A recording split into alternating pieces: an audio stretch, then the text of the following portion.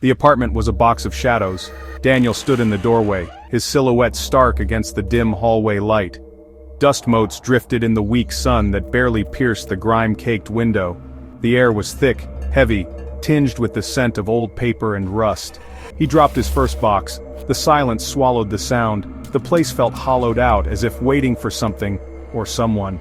The walls, stained and yellow, seemed to weep in the low light. In a closet, behind a loose panel, he found the mirror, large, framed in dark twisted wood, its glass clouded and warped. It felt like it belonged to the apartment, demanding to be hung. Once on the wall, the mirror seemed to drink the light, making the room feel watched, not just empty. The apartment was no longer just a space, it was a presence. The first time it happened, he almost missed it.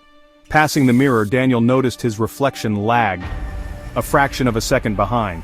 He tested it, wave, nod, drop his hand. Each time the reflection echoed him, always a beat late.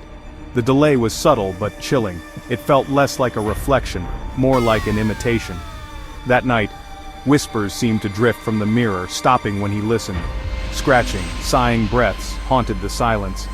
He avoided the mirror, but the lag was always there. A constant, unnerving reminder.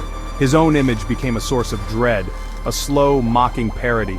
The apartment felt hostile now, the mirror its unblinking eye. Daniel's anxiety grew. He was being watched, and not just by himself. The mirror had changed everything. The delay was only the beginning. Shadows flickered in the mirror, shapes that didn't exist in the real room. The reflection twisted his apartment into something darker, more malevolent. One night he saw a tall, black silhouette behind his mirrored self. Frozen, he stared, then blinked, and it vanished. The visions escalated, runic symbols glowed on mirrored walls, a dead forest replaced the city outside, a bloody handprint smeared the glass. He touched the mirror, cold, clean, but the images persisted. The mirror became a window into a nightmare version of his life. Sometimes he saw flashes of violence, overturned furniture, shattered lamps. Once his own reflection lay lifeless on the floor, blood pooling beneath. He stumbled back, breathless. The mirror wasn't just reflecting, it was telling a story, a dark history now tied to him. Daniel realized the apartment's secrets were bleeding through the glass. The tension was suffocating. Daniel stopped sleeping, haunted by the mirror's visions. Sheets meant to cover it ended up folded neatly on the floor. The mirror refused to be removed, fused to the wall. Reality and reflection blurred. He saw movement in the glass that didn't exist in the room. He stood before the mirror, trembling, determined to face it. Silence. Then his reflection's face began to change.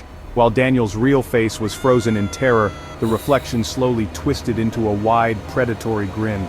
It was not his smile. He stared, paralyzed, as the thing in the mirror, him, but not him, smiled back with triumphant malice. The mirror had been waiting for him all along.